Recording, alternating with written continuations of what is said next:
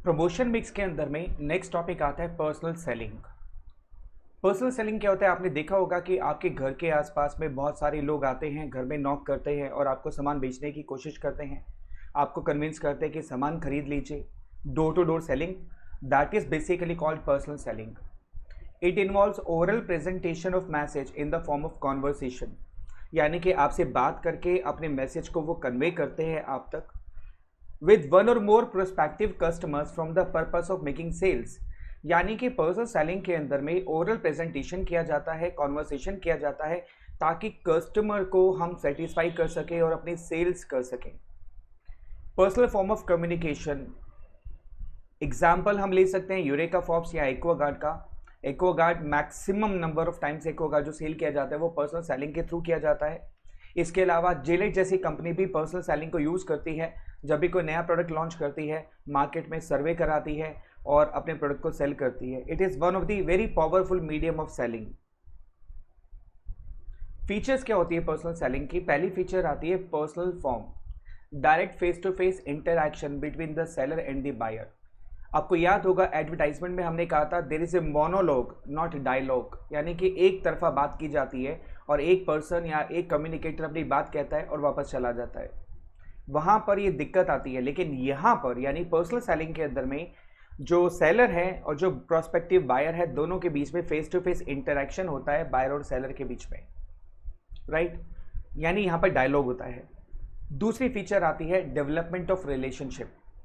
Sales person develops personal relationships with the prospective customers, important in making the sale. देखिए क्या होता है, मैं आपको एक लाइव एग्जांपल देता हूँ। हमारे घर पे एक ओल्ड लेडी आई, उन्होंने दरवाज़ा नॉक किया और उन्होंने कुछ सामान हमें खरीदने के लिए कहा। तो मेरे घर में जो लेडीज़ थी उन्होंने उन लेडी को देखा, ओल्ड लेडी को, उनके सामान को देखा, सामान अच्छा लगा, ले लिया। फिर उनसे उनका फ़ोन नंबर भी लिया कि चलो हमें सामान जब चाहिए होता है तो हम आपको फ़ोन करके बुला लेंगे। तो काइंड ऑफ सोशल हेल्प भी हो गई और एज ए सेल्स पर्सन उनका एक रिलेशन मेंटेन हो गया हम लोगों के साथ में। यानी कि कभी भी ज़रूरत पड़ती है सामान की, हम उनको कॉल करते हैं, आंटी आप अपना सामान हमें दे जाओ और पैसे ले जाओ। तो ये एक बहुत बड़ा प्लस पॉइंट कह सकते हो पर्सनल सेलिंग में, जहाँ पर सेल्स पर्सन का कंज्यूमर के साथ में एक रिलेशन डेवलप हो जाता है जिससे बार बार रिपीट सेल होती है। ये हैं दो फीचर्स पर्सनल सेलिंग की। अब इसका फ़ायदा क्या होता है? पहला फ़ायदा flexibility. Sales presentation can be adjusted to fit the specific needs of the individual customers. देखिए जब सेल्समैन सामान बेचने जाता है तो वो सामने वाले की ज़रूरत के हिसाब से अपनी प्रेजेंटेशन को मोल्ड कर सकता है, चेंज कर सकता है, सामने वाले की ज़रूरत के हिसाब से सामान को बेच सकता है। जबकि आपको याद होगा एडवर्टाइजमेंट में क्या होता है, एक स्टैंडर्डाइज्ड एड आती है, वो आपको सूट करती है नहीं करती है कोई फ़र्क नहीं पड़ता, लेकिन वो सामने डिस्प्ले होगी। पर्सनल सेलिंग में सेल्समैन जो होते हैं या सेल्स वुमेन होती हैं वो बहुत एक्सपर्ट होते हैं। वो सामने वाले की ज़रूरत को भांपते हैं और उसके अकॉर्डिंग अपने मैसेज को मोल्ड कर लेते हैं और सेल कर देते हैं। डायरेक्ट फीडबैक, इसमें फीडबैक साथ के साथ मिल जाता है, यानी कस्टमर को आपका सामान पसंद आया नहीं आया वो साथ के साथ पता चल जाता है। जबकि एडवर्टाइजमेंट में डायरेक्ट फीडबैक नहीं मिलता, क्योंकि आप टीवी को थोड़ी बताएंगे ये प्रोडक्ट अच्छा नहीं लगता मेरे को। यहाँ पर पर्सनल सेलिंग में कंज्यूमर जो होता है वो सामने बोलता है ये प्रोडक्ट बेकार है, मैं नहीं लूँगा, लास्ट टाइम खरीदा था मैंने, मुझे मज़ा नहीं आया, यार ये प्रोडक्ट नहीं वो प्रोडक्ट बहुत अच्छा है वो दो मुझे आप। तो सेलर को हाथ के हाथ फीडबैक मिल जाता है प्रोडक्ट के रिगार्ड में। दो फायदे। तीसरा फायदा minimum wastage. Company can decide the target customers before making any contact with them.